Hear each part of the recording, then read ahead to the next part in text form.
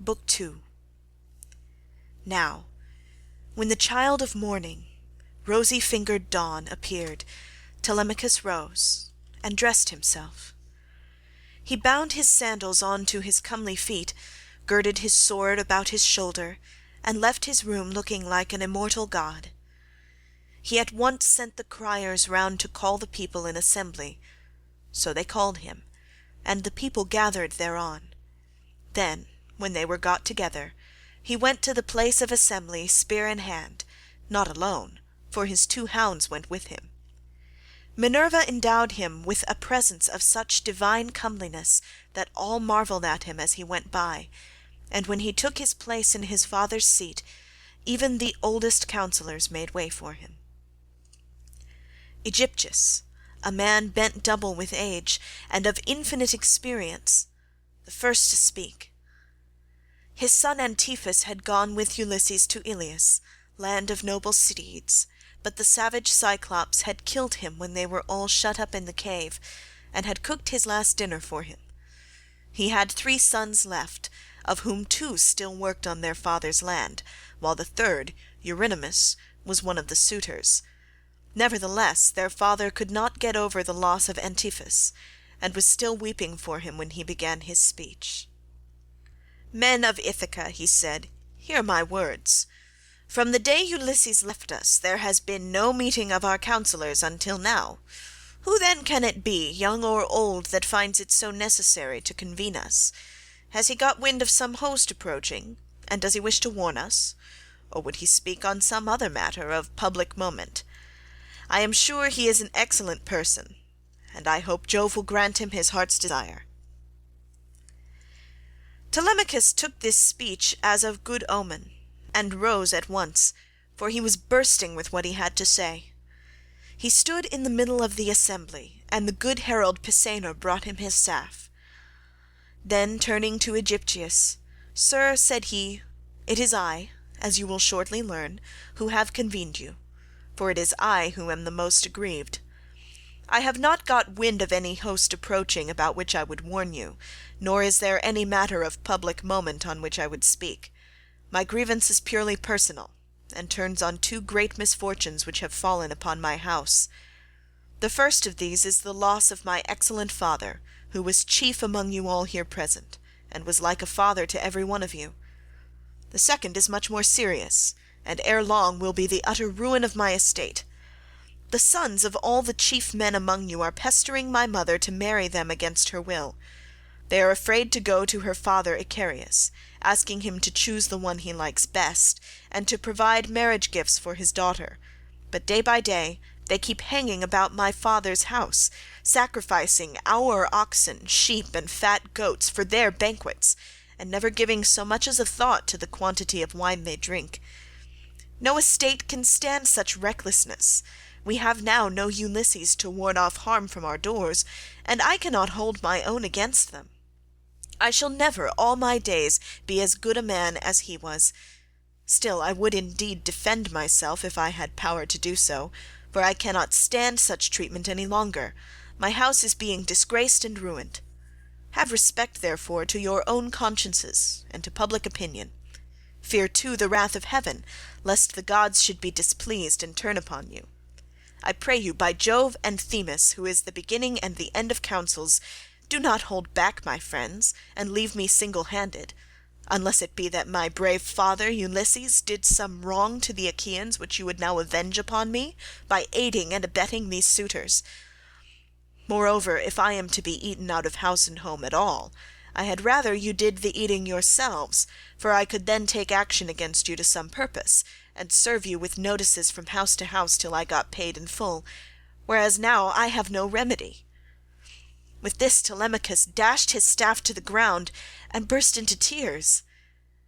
Every one was very sorry for him, but they all sat still, and no one ventured to make him an angry answer, save only Antinous, who spoke thus: "Telemachus, insolent braggart that you are, how dare you try to throw the blame upon us suitors? It is your mother's fault, not ours, for she is a very artful woman. These 3 years past, and close on 4, she has been driving us out of our minds by encouraging each one of us, and sending him messages without meaning one word of what she says. And then there was that other trick she played on us. She set up a great tambour frame in her room, and began to work on an enormous piece of fine needlework. 'Sweethearts,' said she, 'Ulysses is indeed dead. Still, do not press me to marry again immediately. Wait, for I would not have skill in needlework perish unrecorded, till I have completed a pall for the hero Laertes, to be in readiness against the time when death shall take him. He is very rich, and the women of the place will talk if he is laid out without a pall.' This was what she said, and we assented, whereon we could see her working on her great web all day long, but at night she would unpick the stitches again by torchlight. She fooled us in this way for 3 years, and we never found her out, but as time wore on, and she was now in her 4th year, one of her maids, who knew what she was doing, told us, and we caught her in the act of undoing her work, so she had to finish it, whether she would or no. The suitors therefore make you this answer, that both you and the Achaeans may understand. Send your mother away, and bid her marry the man of her own and of her father's choice. For I do not know what will happen if she goes on plaguing us much longer with the airs she gives herself on the score of accomplishments Minerva has taught her, and because she is so clever. We never yet heard of such a woman. We know all about Tyro, Alcmena, Mycenae, and the famous women of old, but they were nothing to your mother, any one of them. It was not fair of her to treat us in that way, and as long as she continues in the mind with which heaven has now endowed her, so long shall we go on eating upon your estate, and I do not see why she should change, for she gets all the honour and glory, and it is you who pay for it, not she. Understand then that we will not go back to our lands, neither here nor elsewhere, till she has made her choice, and married some one or other of us." Telemachus answered, "Antinous, how can I drive the mother who bore me from my father's house? My father is abroad, and we do not know whether he is alive or dead. It will be hard on me if I have to pay Icarius the large sum which I must give him, if I insist on sending his daughter back to him. Not only will he deal rigorous with me, but heaven will also punish me, for my mother, when she leaves the house, will calf on the Erinyes to avenge her. Besides, it would not be a creditable thing to do, and I will have nothing to say to it. If you choose to take offence at this, leave the house and feast elsewhere at one another's houses, at your own cost, turn about. If, on the other hand, you elect to persist in sponging upon one man, heaven help me, but Jove shall reckon with you in full, and when you fall in my father's house there shall be no man to avenge you." As he spoke, Jove sent 2 eagles from the top of the mountain, and they flew on and on with the wind, sailing side by side in their own lordly flight. When they were right over the middle of the assembly, they wheeled and circled about, bearing the air with their wings and glaring death into the eyes of them that were below. Then, fighting fiercely and tearing at one another, they flew off towards the right over the town. The people wondered as they saw them, and asked each other what this might be. Whereon Halitherses, who was the best prophet and reader of omens among them, spoke to them plainly and in all honesty, saying, "Hear me, men of Ithaca, and I speak more particularly to the suitors, for I see mischief brewing for them. Ulysses is not going to be away much longer. Indeed, he is close at hand to deal out death and destruction, not on them alone, but on many another of us who live in Ithaca. Let us then be wise in time, and put a stop to this wickedness before he comes. Let the suitors do so of their own accord, it will be better for them, for I am not prophesying without due knowledge. Everything has happened to Ulysses as I foretold when the Argives set out for Troy, and he with them. I said that after going through much hardship and losing all his men, he should come home again in the 20th year, and that no one would know him, and now all this is coming true." Eurymachus, son of Polybus, then said, "Go home, old man, and prophesy to your own children, or it may be worse for them. I can read these omens myself much better than you can. Birds are always flying about in the sunshine somewhere or other, but they seldom mean anything. Ulysses has died in a far country, and it is a pity you are not dead along with him, instead of prating here about omens and adding fuel to the anger of Telemachus, which is fierce enough as it is. I suppose you think he will give you something for your family, but I tell you, and it shall surely be, when an old man like you, who should know better, talks a young one over till he becomes troublesome, in the first place his young friend will only fare so much the worse. He will take nothing by it, for the suitors will prevent this, and in the next we will lay a heavier fine, sir, upon yourself than you will at all like paying, for it will bear hardly upon you. As for Telemachus, I warn him in the presence of you all to send his mother back to her father, who will find her a husband, and provide her with all the marriage gifts so dear a daughter may expect, till we shall go on harassing him with our suit, for we fear no man, and care neither for him, with all his fine speeches, nor for any fortune-telling of yours. You may preach as much as you please, but we shall only hate you the more. We shall go back and continue to eat up Telemachus's estate without paying him, till such time as his mother leaves off tormenting us by keeping us, day after day, on the tiptoe of expectation, each vying with the other in his suit for a prize of such rare perfection. Besides, we cannot go after the other women whom we should marry in due course, but for the way in which she treats us. Then Telemachus said, Eurymachus, and you other suitors, I shall say no more, and entreat you no further, for the gods and the people of Ithaca now know my story. Give me then a ship and a crew of 20 men to take me hither and thither, and I will go to Sparta and to Pylos in quest of my father who has so long been missing. Someone may tell me something, or, and people often hear things in this way, some heaven-sent message may direct me.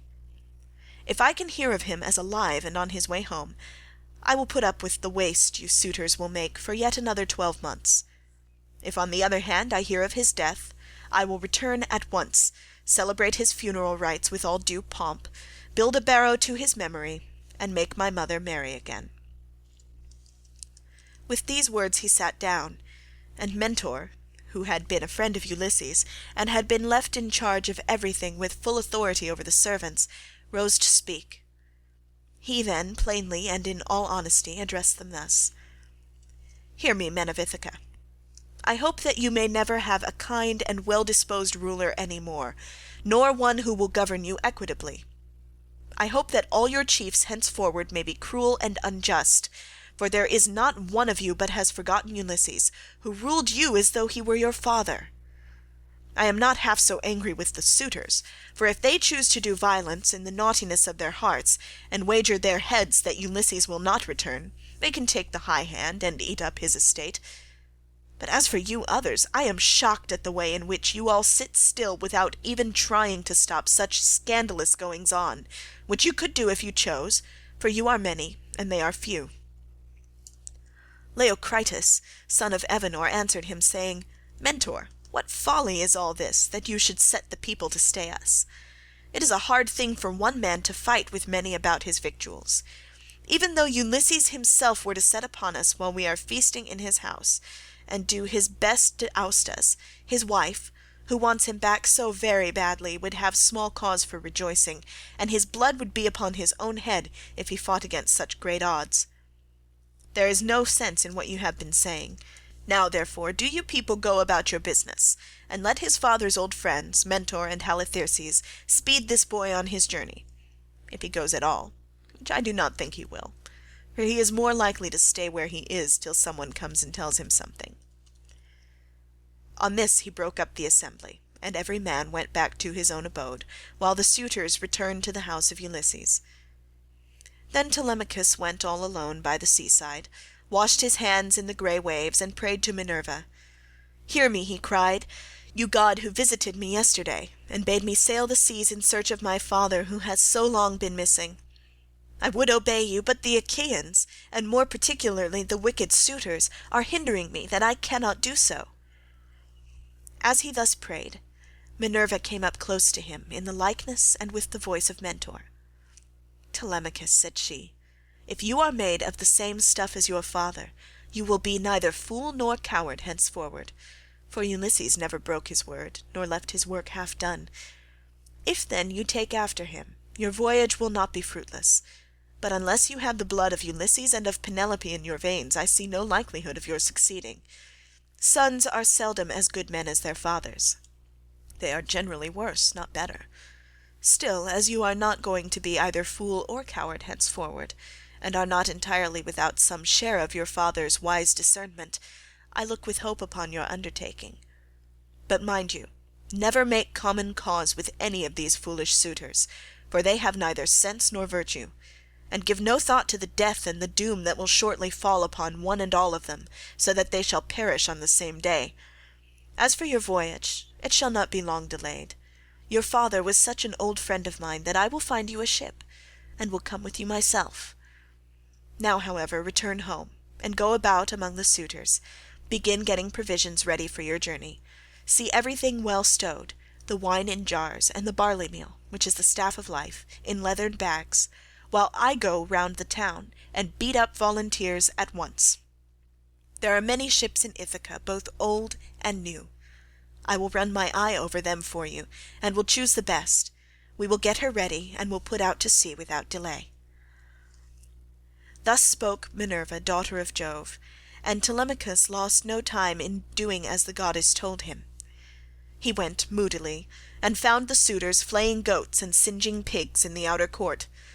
Antinous came up to him at once and laughed as he took his hand in his own, saying, "Telemachus, my fine fire-eater, bear no more ill blood, neither in word nor deed, but eat and drink with us as you used to do. The Achaeans will find you everything, a ship and a picked crew to boot, so that you can set sail for Pylos at once and get news of your noble father."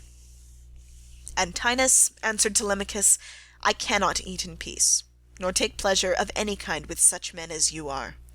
Was it not enough that you should waste so much good property of mine while I was yet a boy? Now that I am older and know more about it, I am also stronger, and whether here among these people or by going to Pylos, I will do you all the harm I can. I shall go, and my going will not be in vain, though, thanks to you suitors, I have neither ship nor crew of my own, and must be passenger and not captain." As he spoke he snatched his hand from that of Antinous. Meanwhile the others went on getting dinner ready about the buildings, jeering at him tauntingly as they did so. "Telemachus," said one youngster, "means to be the death of us. I suppose he thinks he can bring friends to help him from Pylos, or again from Sparta, where he seems bent on going. Or will he go to Ephyra as well, for poison to put in our wine and kill us?" Another said, "Perhaps if Telemachus goes on board ship he will be like his father, and perish far from his friends. In this case we should have plenty to do, for we could then divide up his property amongst us. As for the house, we can let his mother and the man who marries her have that." This was how they talked. But Telemachus went down into the lofty and spacious storeroom, where his father's treasure of gold and bronze lay heaped up upon the floor, and where the linen and spare clothes were kept in open chests. Here too there was a store of fragrant olive oil, while casks of old well-ripened wine, unblended and fit for a god to drink, were ranged against the wall in case Ulysses should come home again after all. The room was closed with well-made doors opening in the middle. Moreover, the faithful old housekeeper Euryclea, daughter of Ops the son of Pisenor, was in charge of everything both night and day.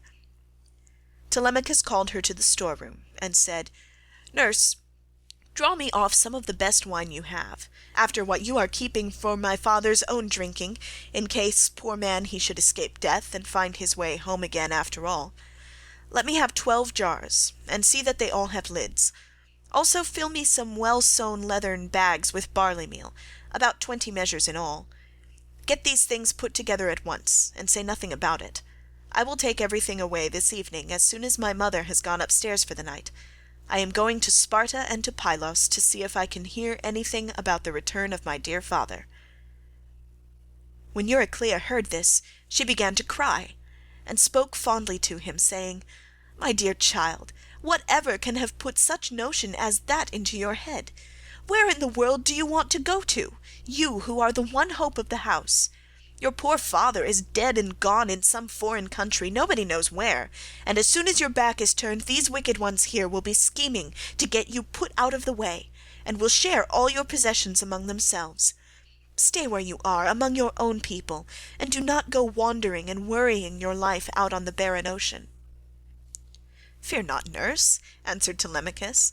"My scheme is not without heaven's sanction.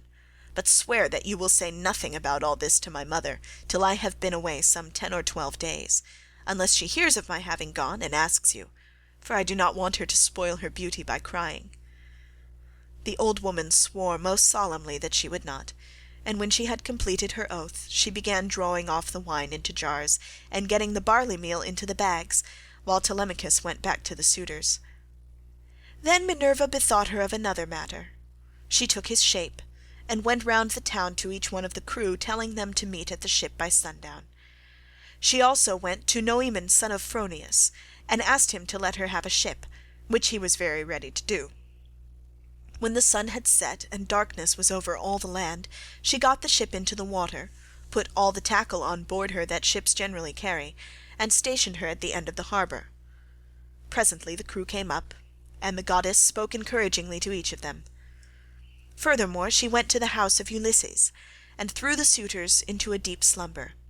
She caused their drink to fuddle them, and made them drop their cups from their hands, so that, instead of sitting over their wine, they went back into the town to sleep, with their eyes heavy and full of drowsiness. Then she took the form and voice of Mentor, and called Telemachus to come outside. "Telemachus," said she, "the men are on board and at their oars, waiting for you to give their orders, so make haste, and let us be off." On this she led the way, while Telemachus followed in her steps. When they got to the ship, they found the crew waiting by the water side, and Telemachus said, "Now, my men, help me to get the stores on board. They are all put together in the cloister, and my mother does not know anything about it, nor any of the maidservants except one." With these words he led the way, and the others followed after. When they had brought the things as he told them, Telemachus went on board, Minerva going before him and taking her seat in the stern of the vessel, while Telemachus sat beside her. Then the men loosened the hawsers and took their places on the benches. Minerva sent them a fair wind from the west, that whistled over the deep blue waves, whereon Telemachus told them to catch hold of the ropes and hoist sail, and they did as he told them. They set the mast in its socket in the cross-plank, raised it, and made it fast with the forestays. Then they hoisted their white sails aloft with ropes of twisted ox-hide. As the sail bellied out with the wind, the ship flew through the deep blue water, and the foam hissed against her bows as she sped onward. Then they made all fast throughout the ship, filled the mixing bowls to the brim, and made drink offerings to the immortal gods that are from everlasting, but more particularly to the grey-eyed daughter of Jove. Thus then the ship sped on her way through the watches of the night, from dark till dawn. End of Book 2.